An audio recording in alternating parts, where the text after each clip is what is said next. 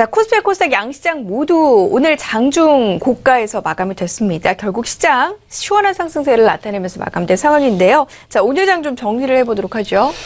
예, 일단은 현재 지수가 상승하는 것, 이 배경과 관련된 전망이나 또 향후 현재 상태에 대해서는 뭐 자주 언급을 했으니까 그것을 가름을 하도록 하고요. 오늘 시장 특징 중에 가장 큰 특징은 지수와 함께 그동안 지수가 올라갈 때 맥을 추지 못했던 이른바 성장주 섹터, 가령 화장품주, 특별히 오늘 같은 경우에는 제약 바이오주들이 상당히 좋았습니다. 더 나아가서 유통주, 또 식음료주, 또 건자재 관련주들이 들썩였던 하루, 전체적으로 좋은 흐름에 이러한 지수 상승 랠리에 동참하고자 하는 그런 모습이 나왔다는 것이 판도상으로 봤을 때 가장 큰 특징이고요. 위치로 봤을 때는 특히 일반 개인들 입장에서 봤을 때 그동안 올라가지 못했던 대상들이 움직였으므로 이들 종목들이 상당히 매력적으로 다가올 수도 있는 대상이라서 좀 얘기를 좀 해야 될 것 같습니다. 자, 이들 종목이 이렇게 올라간 배경은 일단 전체적으로 글로벌 전체 시장 분위기가 상당히 호전되고 있다는 것이죠. 우리 증시도 또한 마찬가지입니다. 연일 사상 최고치를 갱신하면서 일각에서는 노무라증권 같은 경우가 대표적인 게 있습니다. 몇 가지 조건만 맞는다고 한다면 우리나라 코스피 지수가 연말까지 3,000포인트 정도는 너끈히 갈 수 있다라는 전망까지 내놓고 있는 실적입니다. 실제로 그렇게 움직이는 듯한 분위기가 만들어지고 있죠.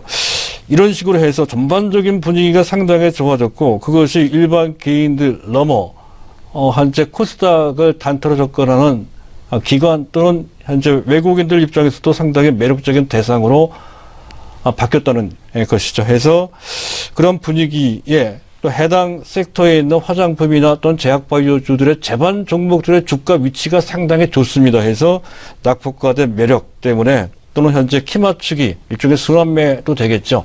이런 흐름이 뒷받침이 됐을 것이다 하는 거고요. 또 한 가지 다소 단기적으로 의심이 되는 것은 지난 4월 말부터 우정국을 통해서 차익거래 세금 면제가 다시 적용이 됐습니다. 그래서 지금 우정국을 중심으로 한 우정국의 매매는 지자체로 잡히고 있죠. 그래서 지금 현재 대규모 현물 쪽, 물론 코스피입니다. 매도가 나오고 있는 그런 상황과 관련돼서 보면 이번 주 목요일 날 있을 옵션 만기의 변동성이 제법 크게 나타날 수가 있다는 것이죠. 평상시 최근 들어서는 옵션 만기에 영향을 덜 받는 판도가 이번만큼 좀 그전과 좀 달라서 지수 변동성이 큰 상태라고 한다면 그것을 회피하고자 하는 그런 의도, 그런 경향이 좀 높아진다는 것이죠. 해서 코스피가 이미 많이 올라갔고 그 상태에서 현재 파생상품과 관련된 그런 변동성이 있을 수 있다면 그것을 피해서 코스닥을 할 필요도 있다라고 하는 그런 경향이 있었던 것으로 판단이 되고요. 또 내일이면 대선 결과가 나오죠. 그래서 바로 민습위원회가 없기 때문에 바로 이제 신정부가 출범을 이제 하게 된다는 거고요.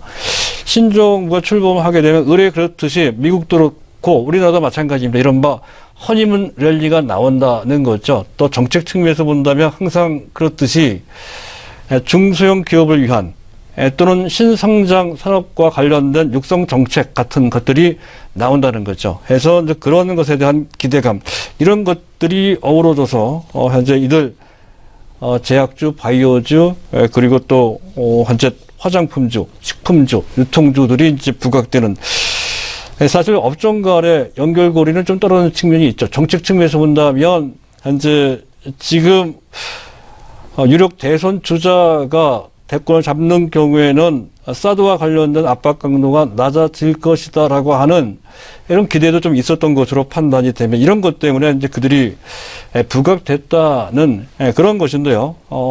가만히 보면 공통점이 있습니다. 이들 종목 앞에서 말씀드렸던 제약바이오, 화장품, 유통, 식음료, 건자재 같은 이런 종목들은 지난 2014년에서 2015년 우리 시장을 화려하게 장식을 했던 종목 장세의 주역들이었습니다.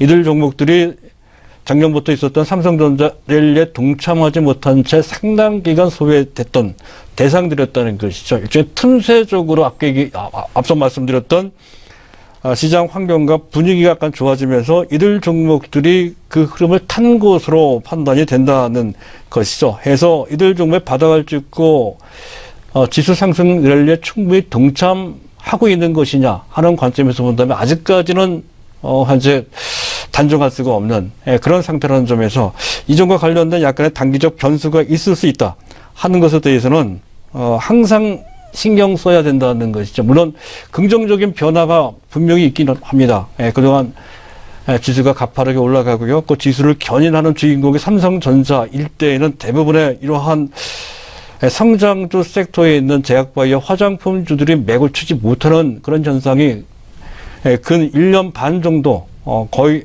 한 1년 반 가깝게 진행이 되고 있다는 것이죠. 앞으로도 그럴 개연성이 현재 없지 않아 있습니다. 하지만 적어도 그 전에 없었던 변화가 나타나고 있다는 측면에서 한데 특히 최근 들어 계속 보수적인 입장을 취했던 기관마저도 코스닥에 동참하는 또 외국인들이 다시 코스닥을 리드하는 그런 모습이 재현되고 있습니다. 그래서 이런 것들로 본다면 현재 그러한 속성을 현재 그러한 상황, 그러한 현상을 어느 정도 극복할 수 있는 즉 기장 글로벌 증시 랠리에 동참하는 흐름으로 연결될 소지가 없지 않아 있다는 것이죠. 한 가지 특징적인 것은 오늘 코스닥이 탄력적으로 올라올 때 제약바이오주들이 탄력에 나온 반면 같은 섹터, 즉 코스닥 내 IT, 현재 장비, 부품, 소재 관련주들은 물론 나쁘지는 않았습니다만 상대적으로 약간 약한 그런 모습을 보였다는 것이죠. 그렇다면 코스닥의 시장의 맥이나 시장의 관심은 어떤 특정 섹터나 특정 종목에 쏠려 다니는 듯한 그런 상황이 나왔다는 것 하고요. 또 한 가지 특징은 해당 섹터, 한 제약 바이오주들의 움직임을 보면 물론 실적이 뒷받침이 되는 그런 종목들은 그럴 염려가 없겠다 하겠습니다만은 단순하게 많이 빠졌다는 이유만으로 다 같이 거의 무차별적으로 거의 모든 종목들이 무차별적으로 동시에 상승하고 있다 하는 것.